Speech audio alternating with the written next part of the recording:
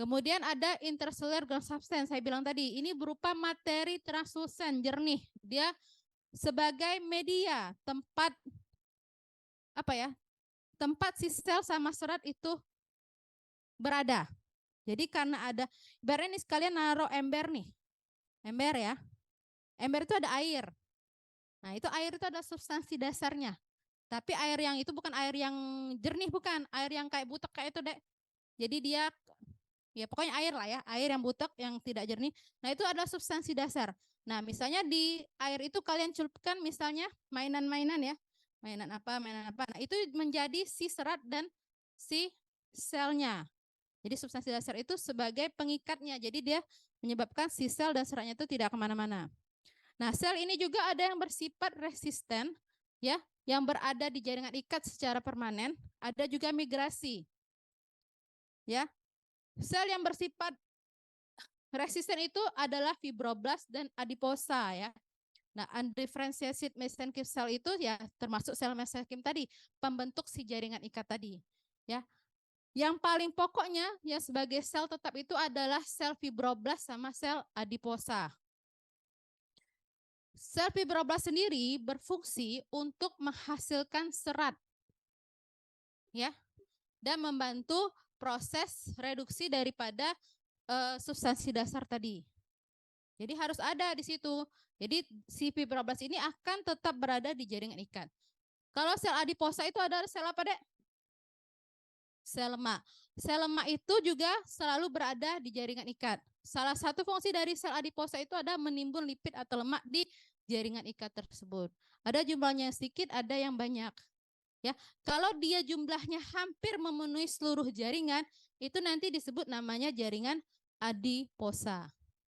Jadi ada satu bagian khusus ya, ada bagian struktur di struktur itu yang memang dia hanya adiposa aja, susunan selnya. Jadi disebut jaringan adiposa. Nah, ada juga migrate related cell. Jadi dia itu akan bermigrasi apabila terjadi, mungkin sudah belajar ya proses peradangan sama Dokter Soli, ya. Kalau ada terjadi infeksi, akan ada makrofag, hemofagositosis, sel-sel mati, sel debris. Nah, itu nanti akan datang dari aliran darah masuk ke jaringan ikat, membantu proses perlawanan di jaringan ikat tersebut. Ini adalah sel-selnya yang bersifat migrasi. Ada mast cell. Mast cell apabila apa? Kalau ada suatu proses apa? Mast cell itu apa yang dikeluarkannya? Panas ya kelas ini. Yang Zoom? Halo, Zoom aman nggak sih? Halo Dek, kedengeran nggak suara saya? Terdengar, Dok. Dengar, Dok. Kalau ada suatu proses, misalnya nih, ada suatu proses peradang, mast cell itu mengeluarkan apa sih?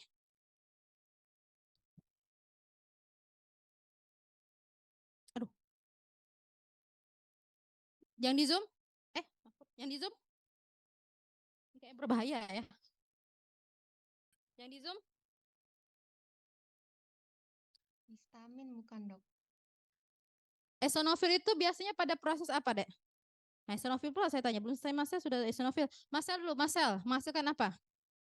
Zat yang dihasilkan, yang dikeluarkan pada saat proses peradangan. Ya, histamin. Jadi kalau saat histamin terkeluar, apa yang terjadi gejalanya?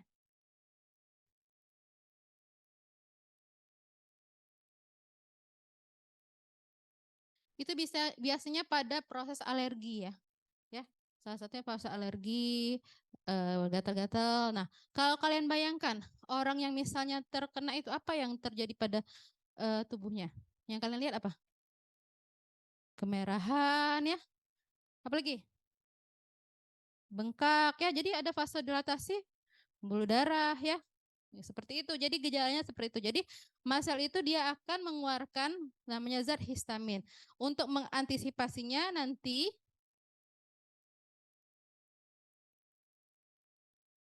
dikasih apa, Dek? Kalau misalnya orang gatal, misalnya kemerahan, gatal,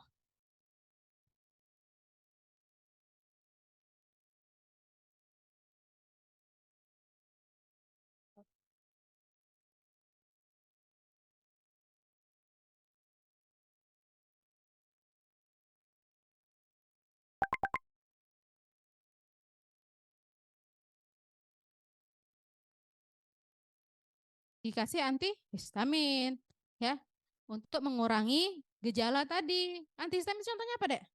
Ya nantilah kalian belajar ya tentang farmakologi ya. Saya hanya jadi seperti itu ya. Jadi ada suatu sel namanya mast cell. Nah, itu nanti dia akan mengalami proses apabila ada suatu gejala alergi, gejala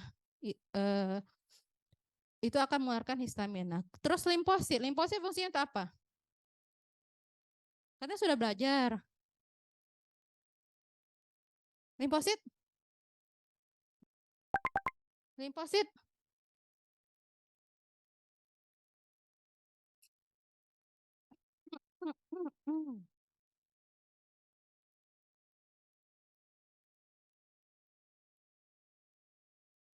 Apabila ada antigen,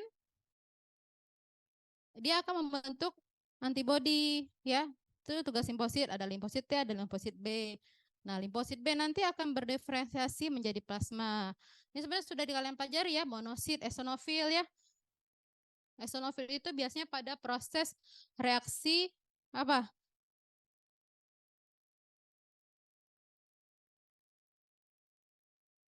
Reaksi alergi dan infeksi parasit ya. Baca lagi ada ya. Nah, ini ya. Ini adalah gambaran struktur jaringan ikat secara skematik ya. Jadi bukan yang seperti ini yang kalian akan lihat nanti di preparat. Nggak ada pointer ya? Ada pointer? Nggak ada. Nggak bisa juga ya pakai pointer ya. Kecuali pakai ini mungkin.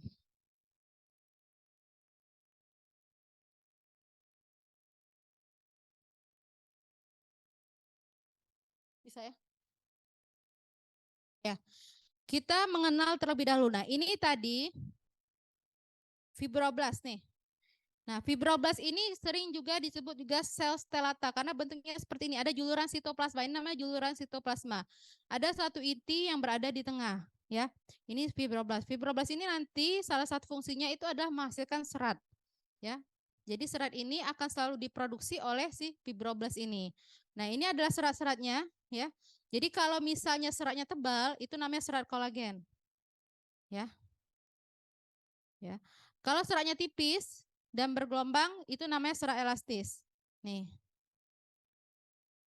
Nah, ini adalah sel-sel migran tadi. Ada plasma, ada makrofag ya, eosinofil ya. Ciri khas eosinofil adalah binukleus ya. Seperti ini ya, kemudian ada limfosit ya. Ini adalah plasma sel. Nah, ini adalah mast selnya. Ini adalah sel adiposa. Jadi, ini adalah struktur jaringan ikat ya yang harus kalian lihat di preparat. Nah, tapi yang seperti plasma ya, seperti eosinofil. Nah, ini tidak terlalu tampak. Jadi yang harus kalian perhatikan yang pertama itu adalah sel adiposa ya, yang harus kalian lihat nanti. Kemudian serat-seratnya, serat kolagen adakah, serat elastis adakah, serat retikuler adakah. Kemudian nanti kalau bisa kelihatan kalau ada fibroblast. Kalau untuk ini sel residensinya biasanya ada kelihatan makrofag atau limfosit. Boleh kalian lihat nanti. Ya.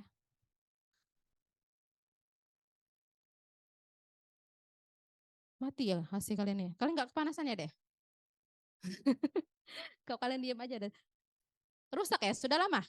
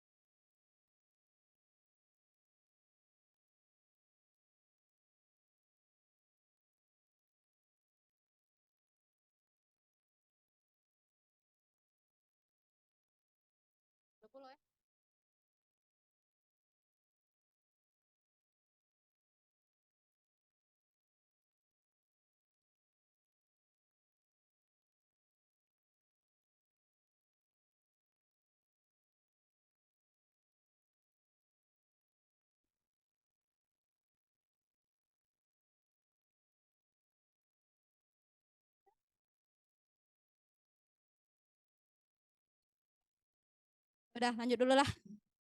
Nggak ada pula, biasanya ada ini apa OB. Kalau OB biasanya megang remote biasanya.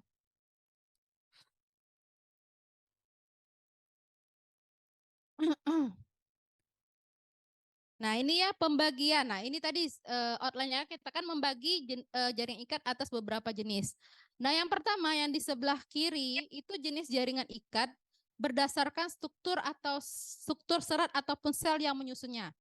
Terbagi dari jaringan ikat longgar secara garis besar terbagi atas dua. Jaringan ikat longgar dan jaringan ikat padat. Ya.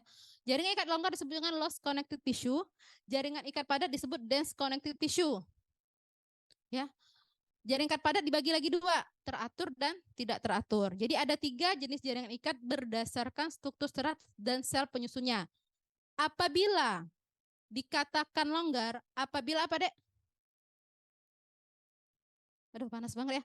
Apabila serat penyusunnya itu lebih banyak, apabila serat penyusunnya itu lebih sedikit dibandingkan selnya. Jadi seratnya itu dia selnya itu banyak, lebih kelihatan. Lebih banyak disusun oleh serat elastis, tapi tetap ada serat kolagennya, itu jaringan ikat longgar. Kalau jaringan ikat padat, dia lebih padat tersusun oleh serat-serat. Serat tadi terbagi atas berapa? Ada 3. Ada kolagen, elastis, ada retikuler. Nah, biasanya jaringan ikat padat ini, penyusun utamanya adalah serat kolagen yang padat, yang tebal. Ya.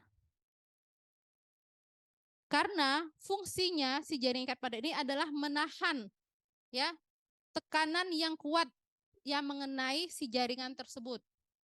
Jadi dia membutuhkan struktur serat kolagen yang sifatnya lebih kuat dibandingkan serat elastis. Jadi kalian bayangkan kalau serat kolagen itu seperti tali tambang, ya. Serat elastis itu seperti karet. Pasti karet gelang itu ada yang merah-merah itu ya. Jadi kan kalau elastis, dari kata elastis, struktur serat elastis ini diperlukan untuk jaringan atau organ yang apabila dia mengalami perubahan ya, seperti inspirasi. Inspirasi itu kan membesar ya. Nah, itu bisa kembali lagi, nggak mantep kayak gitulah.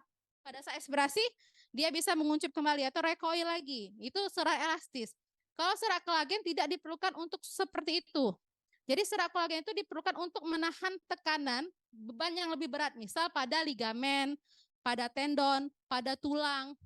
Itu lebih banyak struktur serat kolagen karena seperti tali tambang tadi. Dia strukturnya keras. Tidak bersifat recoil, tidak kembali ke struktur semulanya.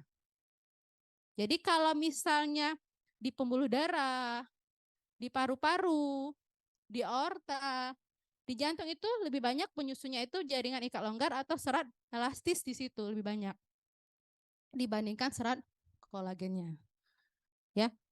Dikatakan teratur apabila orientasi seratnya tersusun secara lurus atau sejajar. Tahu nggak sejajar? Jadi kayak gini. Jadi ya seperti ini. Kalau dia tidak teratur, dia orientasinya acak. Arahnya itu bisa misalnya dari atas ke bawah, dari bawah ke atas, terus dari pokoknya dia orientasi acak, tapi seratnya tetap tebal, serat kolagen tadi yang menyusunnya. Seperti itu. Kemudian berdasarkan fungsinya itu ada 5 ya, jaring adiposa, jaringan tulang rawan, jaringan tulang, darah, dan limfe. Ini juga termasuk jaringan ikat yang mempunyai fungsi-fungsi tertentu. Nanti kita bahas satu ya. Nah, ini tadi yang saya bilang, kita mulai membahas matrik penyusun jaringan ikat. Ya. Ya Allah panasnya nih. Matrik penyusun jaringan ikat yang pertama itu intercellular ground substance atau substansi dasar. Ini saya bilang tadi, merupakan materi translucent yang tidak berwarna, bersifat kental. Dia cairan tapi kental dan homogen. Berfungsi untuk mengisi ruang antar sel dan serabut jaringan ikat. Sebagai barrier bagi partikel asing dan memberikan kekuatan pada jaringan media untuk difusi jaringan juga. Kemudian berupa polisakarida ya. Salah satunya itu adalah proteoglikan, glikosaminoglikan, dan multiadesif glikoprotein. Itu adalah jenis-jenis, dan salah satu lagi adalah asam hyaluronat, jenis-jenis daripada substansi dasar. Ya.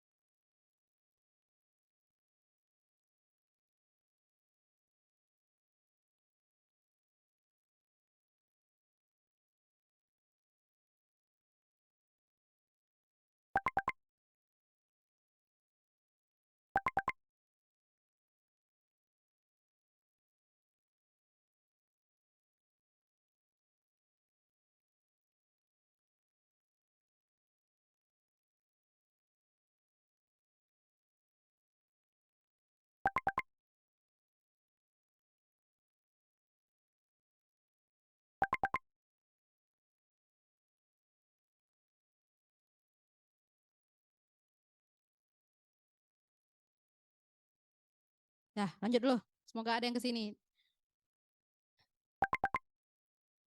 Nah, kita ini sudah bahas tadi. Nah, tadi kan sudah intercellular ground substance ya, itu yang unsur penyusun pertama. Jadi substansi dasar. Ya. Kemudian ada penyusun sel. Selnya sendiri apa? Yang sudah saya bilang tadi.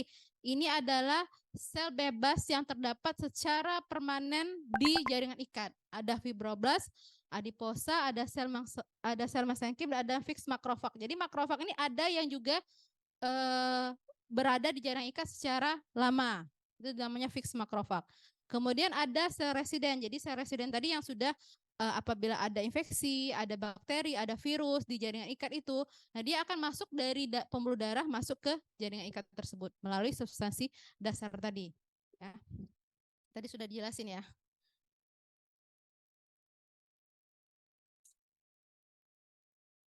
Lemot ya, komputer kalian ini lemot. Lemot. Nah ini fungsinya ya, ini tadi sudah saya jelaskan ya, fibroblast fungsinya untuk apa, menghasilkan serat dan ground substance, plasma sel menghasilkan antibodi, ini tadi sudah saya jelaskan, tinggal kalian baca aja ya. Makrofag sebagai fagositosis ya, sel debris dan sel mati. Lanjut, sudah. Nah ini sudah dua tadi ya, yang sudah saya jelaskan, intercellular ground substance sama sel, sudah paham ya? Jadi dua itu penyusun jaringan ikat. Yang terakhir ada tiga, fiber atau serat. Ya, serat protein ini terdiri dari serat kolagen, serat retikuler dan elastis. Jadi serat retikuler ini termasuk jenis serat kolagen tipe 3. Ya. Tapi dia lebih tipis daripada kolagen tipe 1 dan tipe 2. Nah, ini ya. Ini kolagen. Ini sebenarnya tidak seperti ini ya, bentukannya ini satu ya. Ini satu kolagen ini. Nah, ini ada serat retikuler. Kenapa warnanya hitam? Karena dia diwarnai oleh pewarna perak. Kemudian ini ada serat elastis, ya, bergelombang dan bercabang. Nih. Ada nggak ya gambaran? Kita bahas satu dulu ya. Nah, jadi semua jaringan ikat itu ada seratnya. Tinggal jumlahnya yang sedikit atau banyak, ya. Biasanya kalau pada jaringan ikat yang longgar, serat yang lebih banyak misalnya itu adalah serat elastis. Tapi tetap ada ditemukan serat kolagen. Diameter serat kolagen itu 0,5 sampai 10 mikrometer, panjangnya tidak terbatas. Pada sediaan histologi dia akan berwarna asidofilik ya, bersifat asam dan tidak bercabang. Ini ya. Nih, nanti kalian lihat pada saat praktikum, ini. Yang ini, Dek. Nih ya.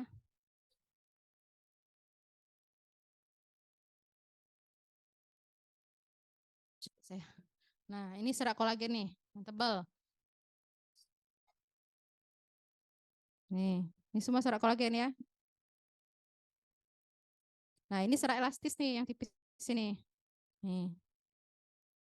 Nih. Nah, ini sel-selnya. Ya, ini makrofag kalau yang agak besar ya. Nih. Makrofag tuh tepinya tidak rata biasanya. Ini bisa plasma. Ya. Ini fibroblast nih. Nih. Nah, ini enggak usah, ini mikroskop elektron kita lewatin. Nah, serat kolagen ini banyak tipe sebenarnya. Ada serat kolagen tipe 1, 2, 3 sampai ke 14 ya. Nah, tapi yang bisa kita lihat itu secara histologi itu hanya kolagen tipe 1, tipe 2, tipe 3 dan tipe 4. Ya. Jadi serat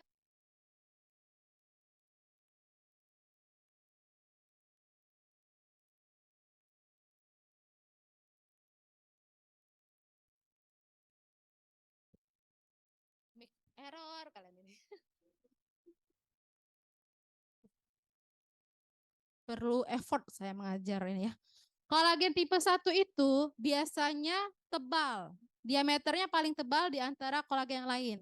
Dia sebagai penyusun pada dermis, pada ligamen, pada tendon, pada fibrokartilago itu kolagen tipe 1.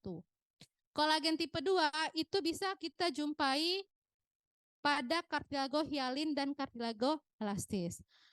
Kolagen tipe 3 biasanya bisa kita jumpai, tapi jumlahnya tidak terlalu banyak. Itu bisa pada struktur penyusun paru, aorta bisa, tetapi dia menjadi penyusun utama pada organ-organ limfoid. Ya, seperti di limpa, ya, di timus. Nah, itu unsur penyusun utamanya adalah kolagen tipe 3. Kolagen tipe 4 itu terletak di lamina basal. Ya. Tuh ya. Untuk yang lain cukup dibaca, nggak usah dihafalkan. Karena ini memang pembagian kolagen ini masih harus kita lihat melalui mikroskop elektron.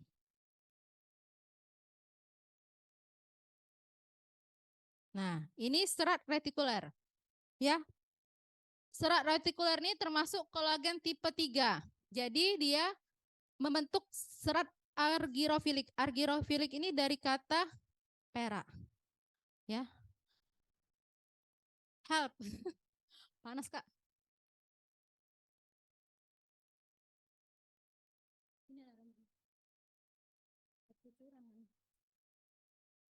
Nah, ini ya, lanjut dulu ya. Nah, ini adalah serat argirofilik. Nah, dia kalau diwarnai, kan biasanya kalau kita pewarnaan HE, dia itu warnanya pink ya, asidofilik. Nah, kalau diwarnai perak, dia akan kelihatan pada preparat itu kelihatan hitam nanti, serat retikulernya, karena diwarnai perak. Nah, ukurannya itu sangat halus, 0,5 sampai 2 mikrometer.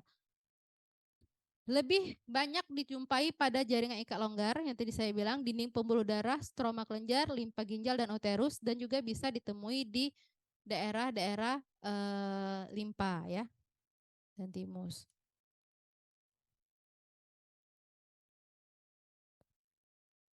Terus yang ketiga, serat elastis. Nah, sebenarnya memang kita tidak bisa membedakan ya. Kalau secara histologi itu memang sama-sama tipis ya dengan serat retikuler elastis sama. Tapi kita lihat pewarnanya aja nanti. Ya, nanti pada saat pewarnaan kalau warnanya dia perak agak hitam itu namanya serat retikuler di pewarnaannya. Ya. Itu karena dia memang tidak bisa diwarnai dengan pewarnaan HE si serat retikuler tadi. Nah, kalau serat elastis dia diameternya kecil merata, lebih tipis lagi daripada serat kolagen. Dia bercabang dan membentuk anyaman longgar. Itu tadi saya bilang tadi, serat elastis berfungsi pada organ-organ yang bersifat recoil. Jadi setelah dia membesar bisa kembali ke struktur yang lebih kecil, ya. Di paru, di aorta, pembuluh darah dan di jantung.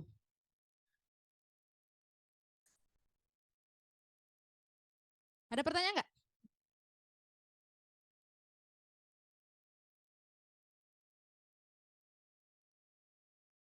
Ada pertanyaan?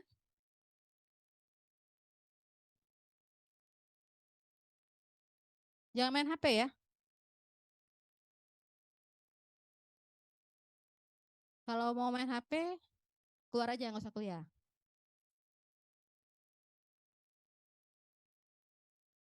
Kecuali kalau memang ada materinya di sana.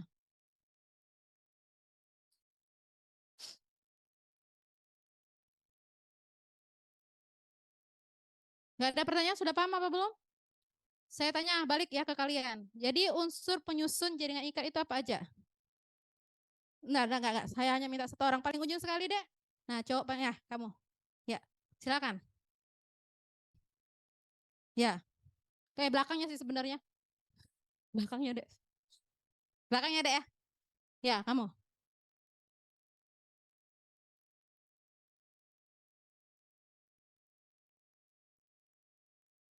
Apa? Sel. Sel itu terbagi atas berapa? Berapa jenis sel yang terdapat di jaringan ikat? Kamu deh yang berkacamata hitam. Nah, ya kamu. Kamu kan dari tadi kayaknya ngelihat dan membaca. Silakan. Apa aja selnya? Apa? Dari mana kamu? Ya. Apa? Coba nggak usah lihat, coba nggak usah lihat. Kan dari tadi sepertinya melihat HP dan membaca. Ya, apa? Silakan. Hmm. Itu termasuk sel apa? Dia berada di situ kira-kira menetap atau tidak menetap?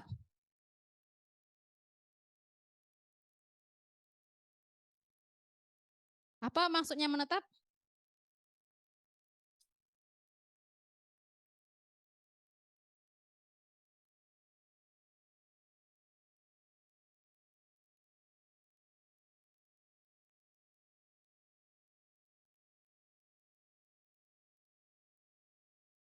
Nah, udah, lewat dulu. Terus satu sel lagi apa? Satu jenis sel, satu kelompok sel apa? Sel apa? Sebelahnya. Kamu. Hah?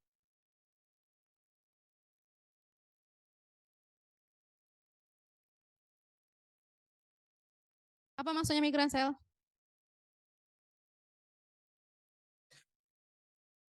Sel yang berpindah. Berpindah karena?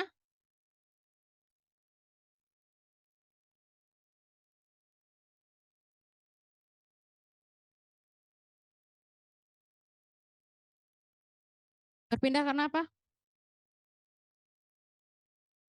Berpindah karena yang memanggil itu butuh bantuan, misalnya melawan bentuk misalnya kayak limfosit untuk melawan fagosit, untuk melawan patogen. Contohnya apa? Contohnya limfosit T ketika ada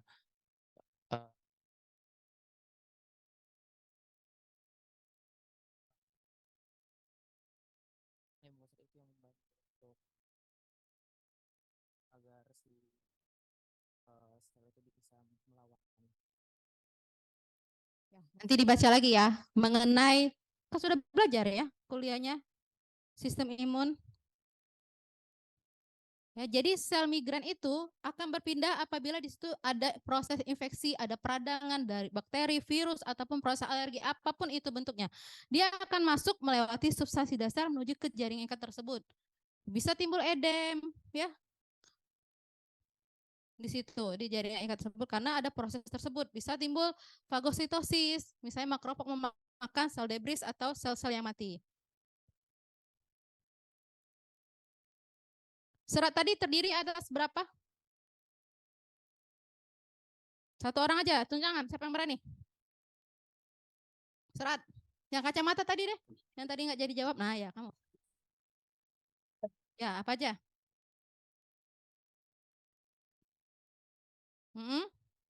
Sudah kayak.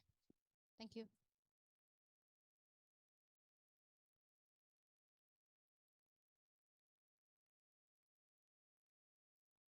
Elastis, kolagen, retikular elastis. Fungsi serat kolagen. Ayo, siapa yang bisa menjawab?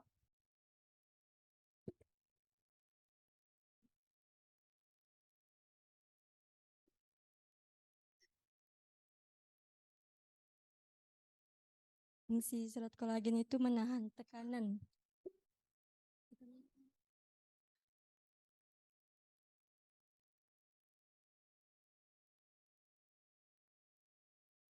Karena kolagen itu tebal itu.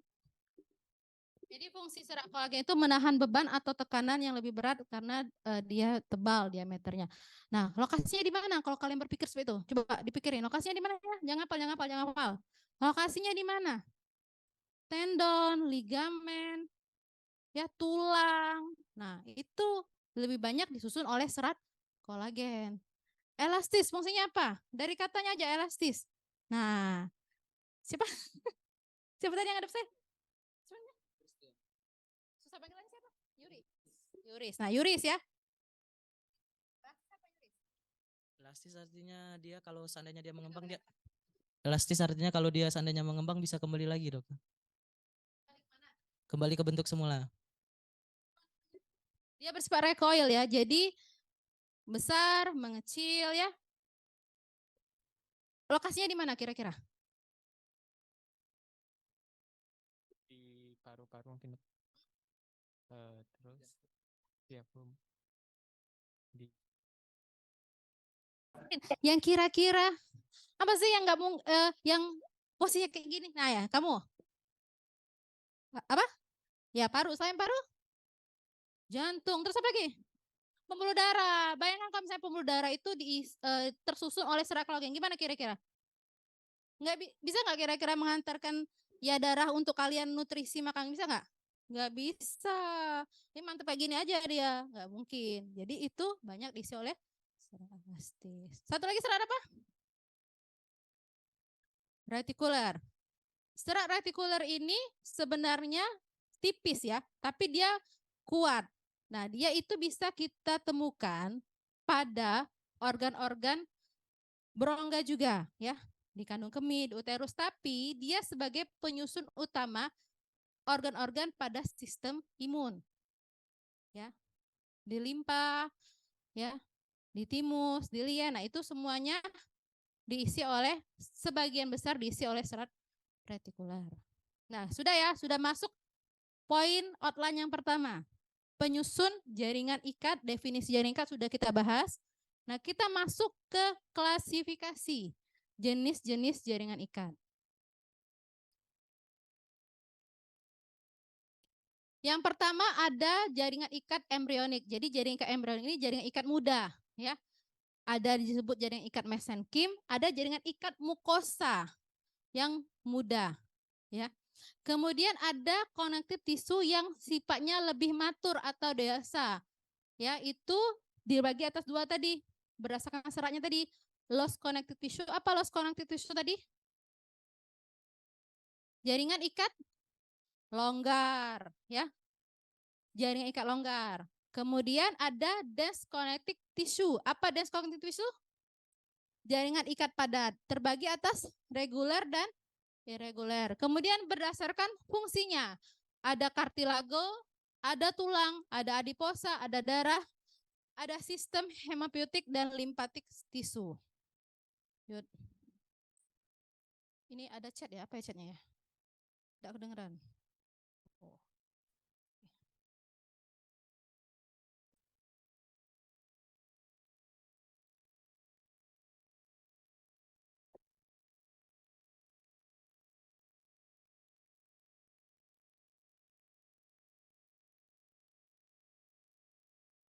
Baru caknya ya.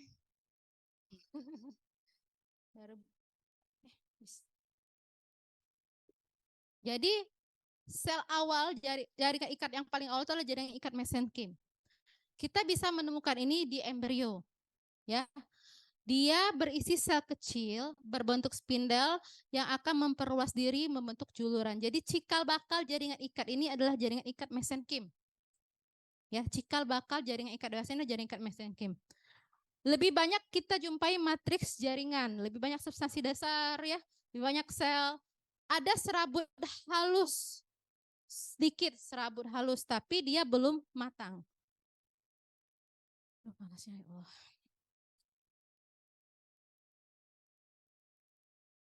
Nah, kalau mukus connective tissue, dia ini sebenarnya dijumpai pada jaringan orang dewasa, tetapi dia sifatnya mukoid ya, mukus. Dia itu bisa dijumpai pada umbilical cord ya. Kemudian pada pulpa gigi dewasa, yang bagian lembut itu ya, pulpa.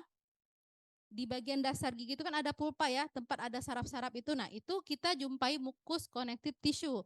Kemudian di gland penis kalau dewasa. Hampir sama strukturnya dengan embrional. Substansi dasarnya lebih banyak dibandingkan seratnya. Tapi tadi kan baru serabut halus ya, seratnya belum jadi.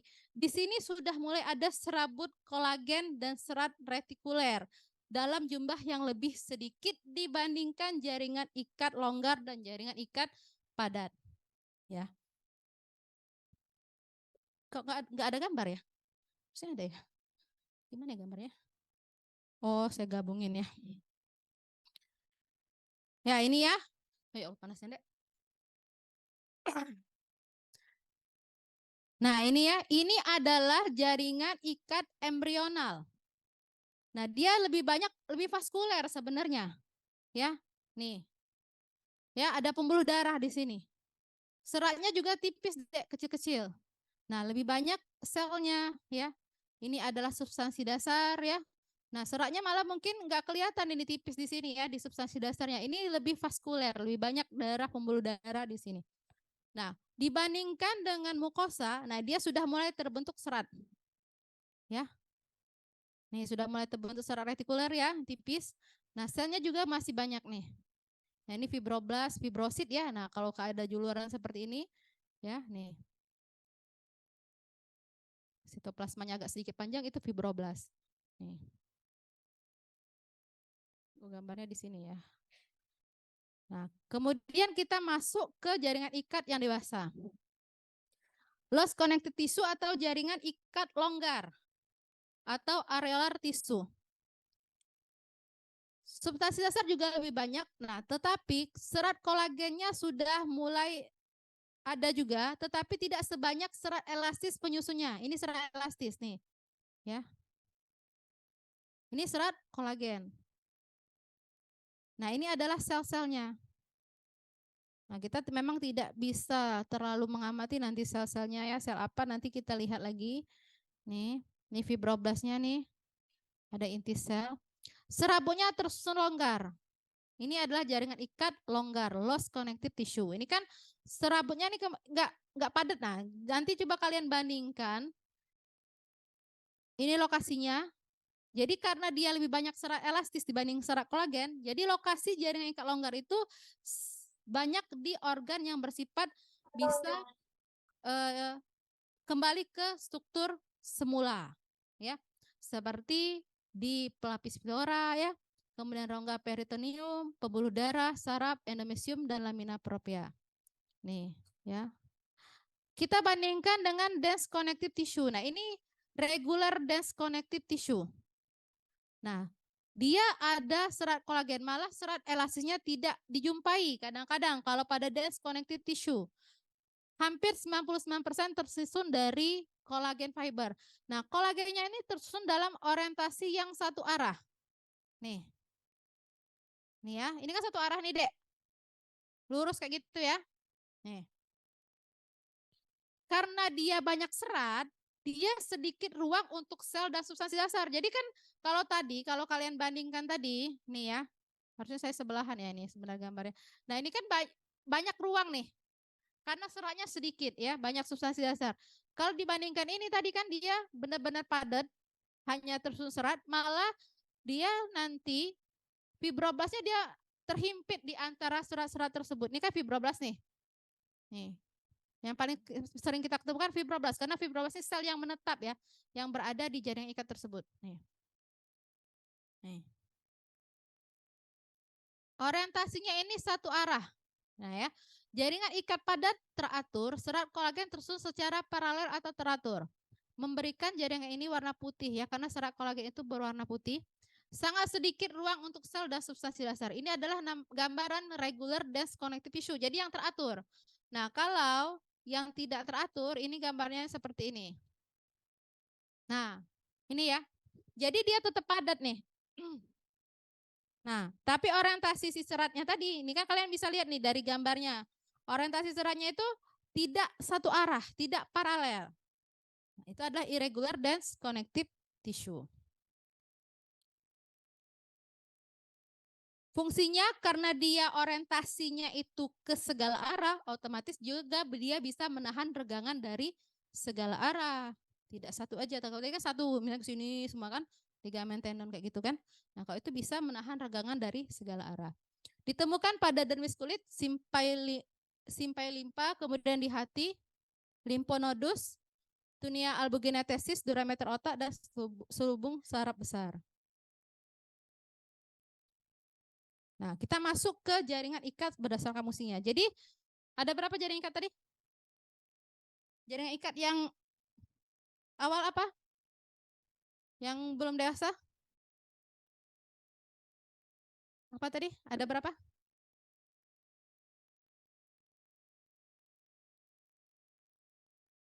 Mesenkim dan embrional dan embrional, jaringan ikat embrional atau mesenkim dan mucous connective tissue. Dikatakan embrional apabila beda embrional sama mucous apa?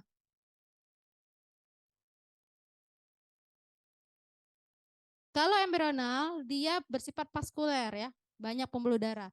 Seratnya itu belum matang, belum ada serat kolagen atau elastis atau retikuler di sana. Lebih banyak sel-sel fibroblast karena dia menjadi cikal bakal pertumbuhan jaring ikat selanjutnya. Kalau mukosa,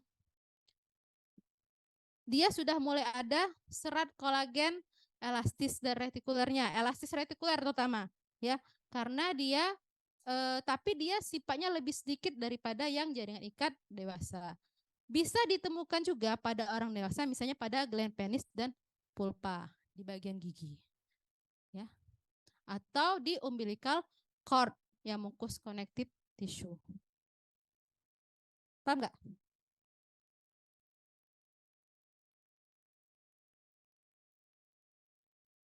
Kalau yang dewasa ada berapa tadi? Ada dua, apa aja? Oke, loose connective tissue sama dense connective tissue. Kalau loose connective tissue, dia lebih banyak serat elastisnya dan substansi dasarnya, serta ya serabutnya apa? Tersusun secara longgar.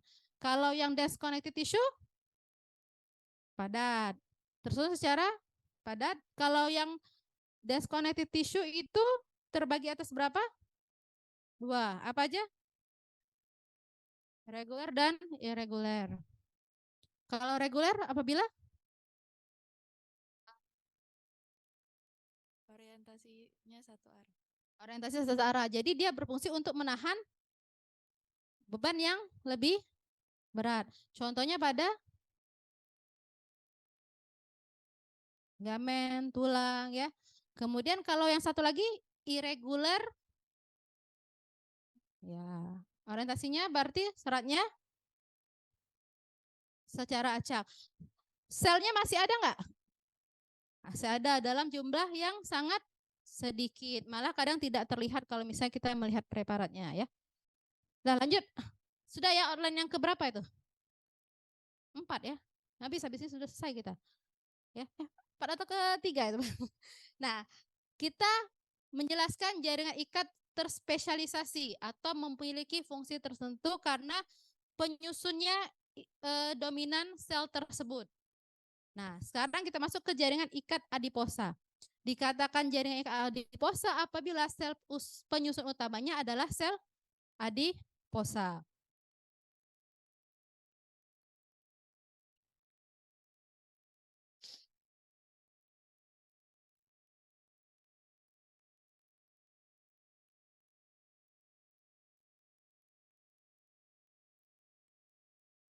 Ya, ciri khas adiposa, kita lihat gambarnya ya.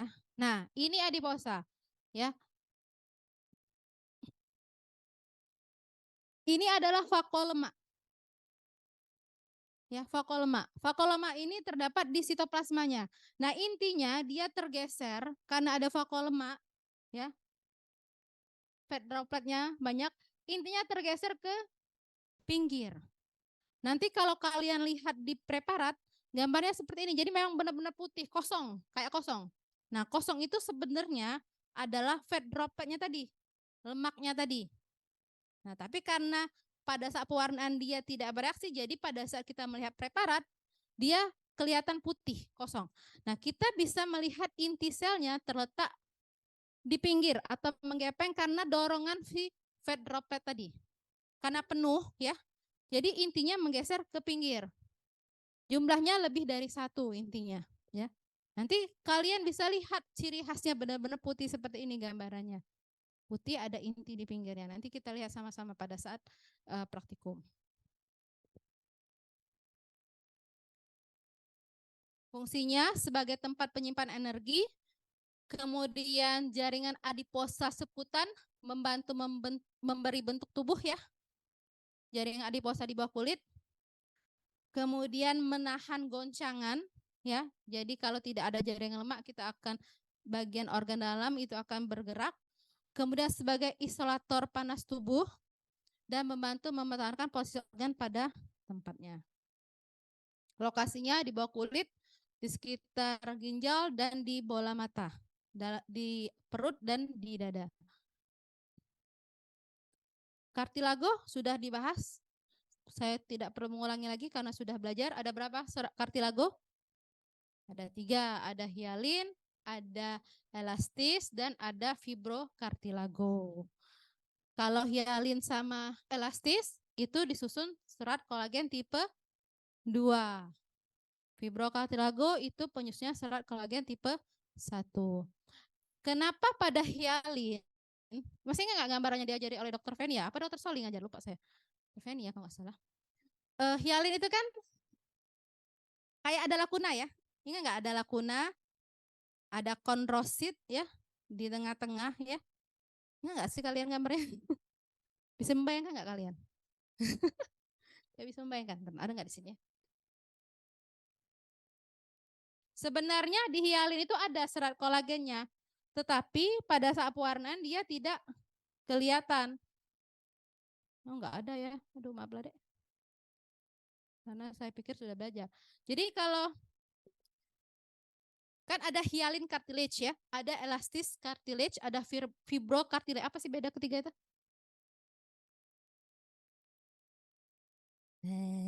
Kok lupa semua? Halo. Halo yang di Zoom?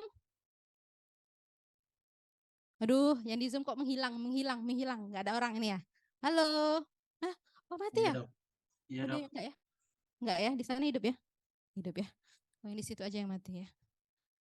Halo yang di Zoom? Iya, Dok. Iya, Dok. Ada jarak sautan. Halo? Iya, Dok. Gak kedengeran ya kali suara saya, ya Allah. Oh, kenapa? Oh, memang gitu?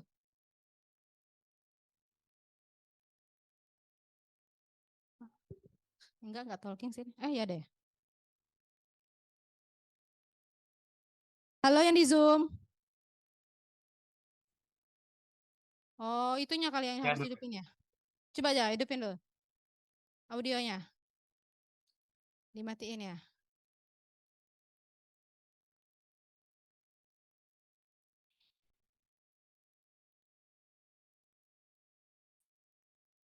Pak Stella dulu.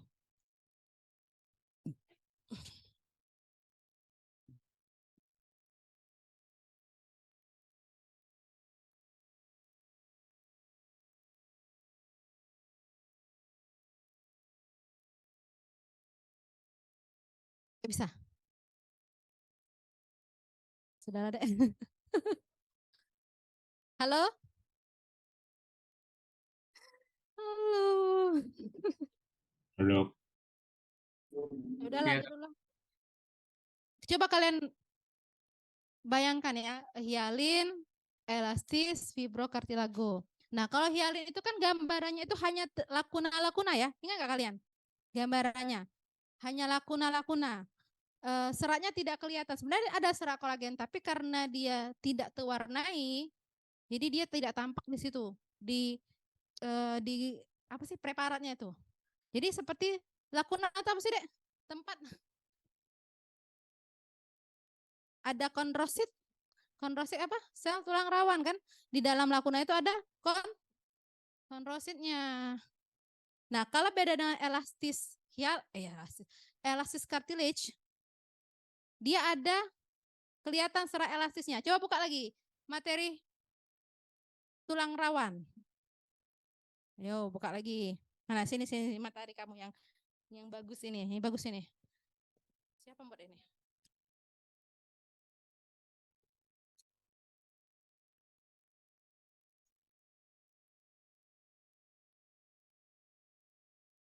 Ya.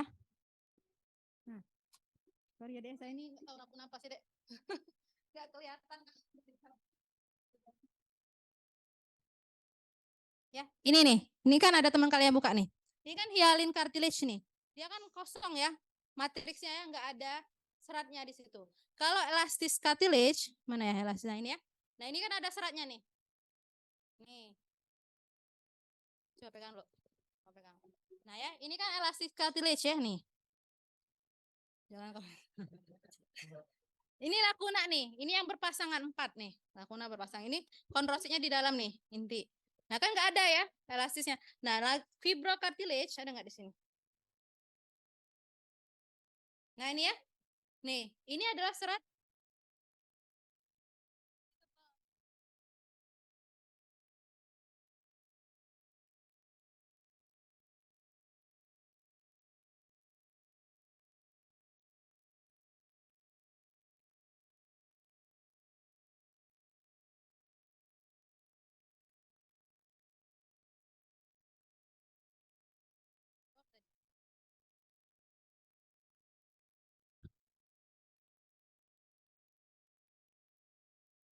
Lokasinya hialin di mana, elastis di mana, itu nanti kalian sebenarnya sudah belajar baca sendiri ya.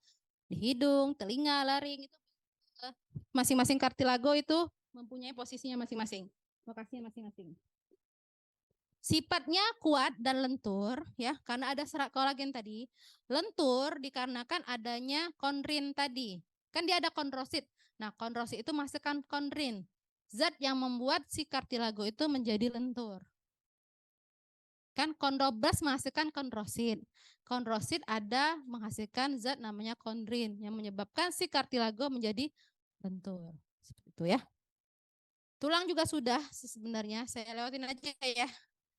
Kalian lebih. Nah, ini tulang ya. Tulang itu kalian harus pahami benar-benar tentang sistem Haversi. Masih nggak gambarnya? Sistem Haversi. Yang bulat-bulat kayak apa sih? Batang kambium ya. Batang ya, kayak batang. Nah, itu dibaca. Ada lakunanya juga. Sistem osteositnya di mana? Nah, sistem Havers ya. Versi sistem Havers. Nah, kemudian ossifikasi yang saya bilang tadi, ossifikasi endokondral dan intramembranosa. Yang mana zona kalsifikasi? Enggak ada zona kalsifikasi? Nah. Kapan kuliahnya ini? Kok sudah lupa semua? Nah, sudah dibaca lagi nanti ya. Ada nggak di situ? Ada. Ada, lengkap. Coba kamu jelasin.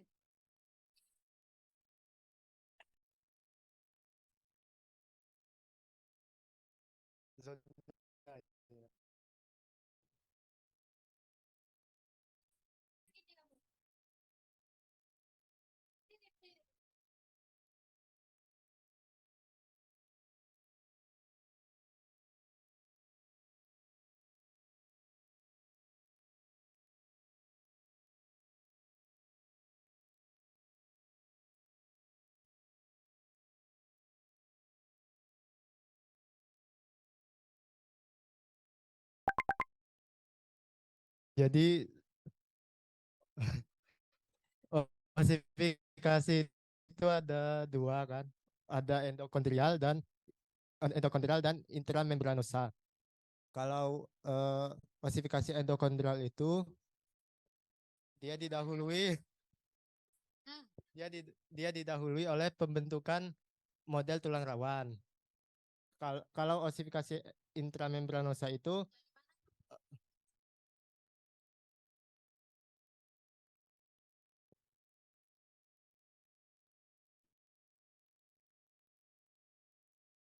jadi secara histologinya dia terbagi menjadi beberapa zona. Ada zona istirahat. Zona istirahat ini kondroblasnya masih belum membelah. Kemudian ada zona proliferasi, kondroblasnya mulai terproliferasi atau mulai membelah. Jadi kalau dilihat dari mikroskop, di zona proliferasi ini lebih padat karena kondroblasnya udah mulai berproliferasi. Kemudian ada zona hipertrofi dan kalsifikasi. Jadi kondroblas yang sudah terproliferasi tadi masuk ke dalam matriks tulang. Kemudian dia tertimbun oleh kalsium dan mengalami kalsifikasi atau pengerasan. Ya, dan dia terjebak di dalam lakuna atau dalam matriks tulang, nanti matur menjadi kondrosit. Kemudian yang ada zona keempat namanya zona osifikasi.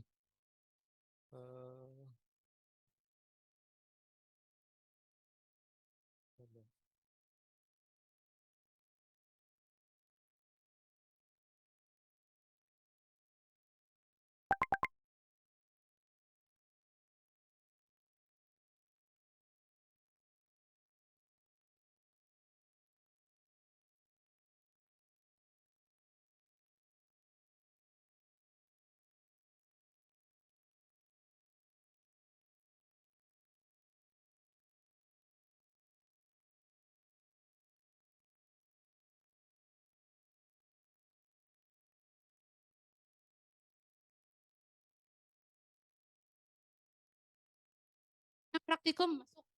Mana zona ini, mana zona itu, ya. Nah, dibaca dan dipahami. Ya, zona osifikasi itu sudah mulai ada lempeng-lempeng tulangnya di situ. Lekukan tulangnya sudah ada mulai vaskularisasi di situ nanti. Nah, itu dibaca lagi ya.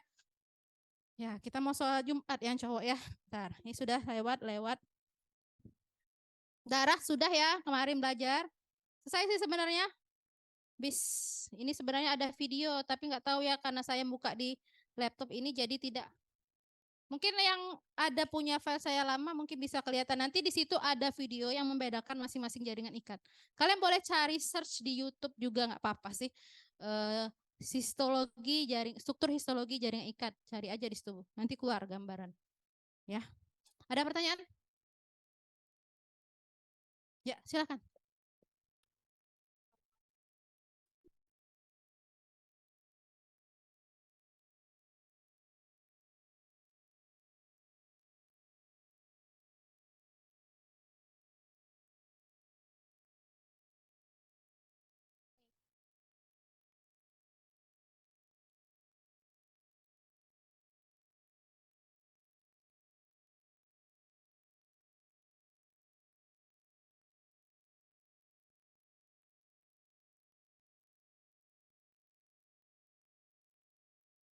Oke, sebelumnya terima kasih Dok atas kesempatannya. Perkenalkan nama saya Aisyah Salsabila. Saya ingin bertanya, nah jadi kan tadi Dok ada kolagen itu tipe 1, tipe 2, sama tipe 3.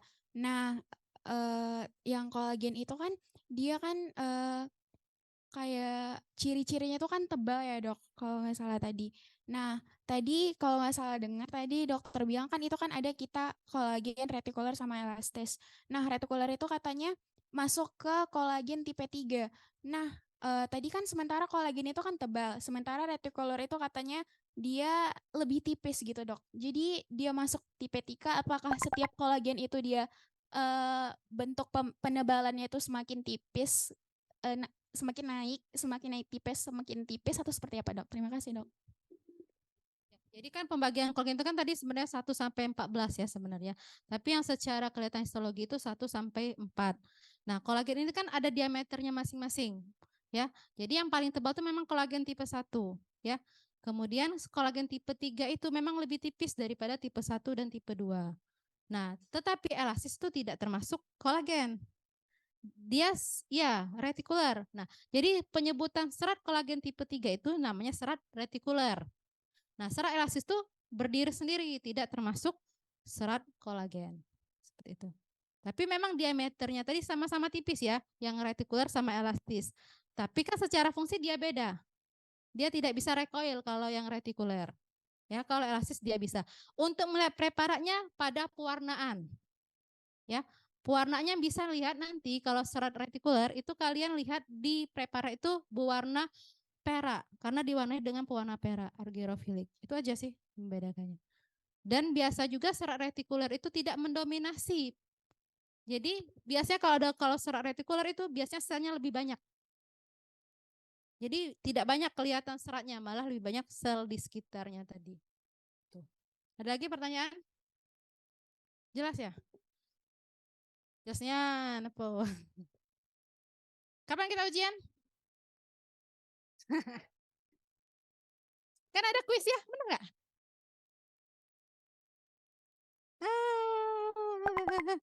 Yang di Zoom nih teler semua apa ya? Saya nggak ngerti yang di Zoom nih kuliah apa enggak ya, saudara. Nanti kuisnya sudah diumumin belum? Kok belum? Apa pengumumannya?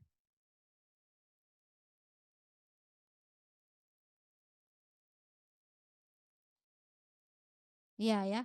Nah, sebenarnya saya mau membuat kuis setelah IT ini. Tapi ada revisi rupanya ternyata ya. Saya miskomunikasi sama Dokter Feni. Jadi kuisnya akan diadakan setelah seluruh IT. Setelah seluruh IT. Ya, betul-betul. Mirip CBT lah. Pra-CBT. Nah, kan nggak dikasih tahu ya? Belajarlah ya kalian ya. Jadi belajar. Tapi nggak tahu saya di jadwal tuh nggak ada jadwalnya. Di mana ditaruh? Coba lihat di jadwal kalian ada? Ada nggak kuis?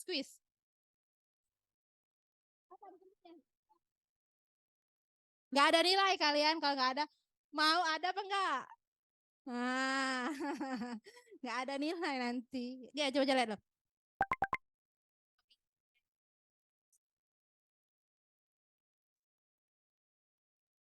Nggak ada lagi bawahnya. Ini ada lagi, harus coba lihat.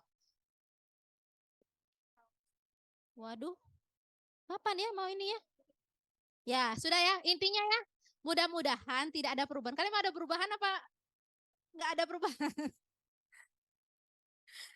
Nanti dikabari sama kortanya. Jadi sebenarnya, perhatiin dulu. Rencana awalnya itu per kuliah itu ada kuis sebenarnya. Setelah itu ada perubahan. Setelah kuliah semua selesai, histologi aja, bukan anatomi ya. Histologi aja selesai, misalnya dokter yang sudah, Dokter Feni sudah, Dokter Solia sudah, Dokter Zen sudah, saya sudah. Ini sudah kan? Dokter Feni sudah, Solia sudah, Dokter Zen sudah. Siapa lagi yang belum? Sudah semua ya? Sudah nggak sih? Dokternya sudah semua kan? Dokternya kuliahnya sudah. Kalau kardiovaskular belum kuliah? Bukannya kemarin katanya kuliah? Oh, reschedule. Yang pas siang-siang itu nggak jadi? Enggak, sebentar. Saya absen dulu ya. Dokter Solia sudah semua kan kuliahnya? Sudah. 1 kali Dokter Solia itu cuma sistem imun ya, kalau nggak salah. Sudah. Dokter Feni? Kartilago sudah. Epitel udah? Nah, sudah. Dokter Zen? Kuliah apa Dokter Zen? Nervo sama? Nerv saja? Benar nggak? Saya lupa.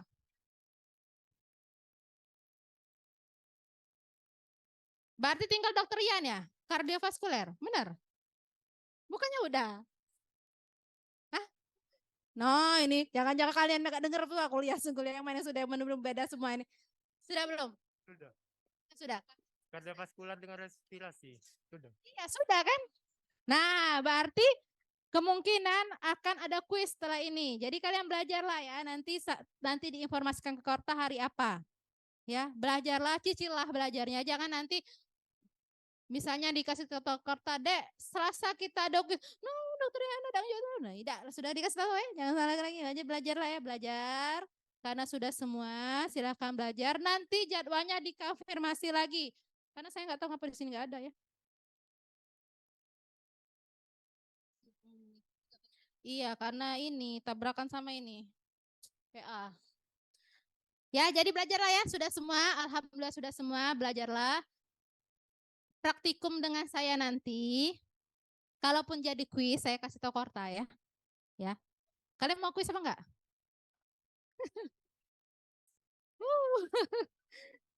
Kalian ini takut dengan kuis. Ya, pokoknya nanti saya konfirmasi ke Korta. Misalnya ya, 3 hari ya, 3 hari sebelum praktikum ya, setuju ya?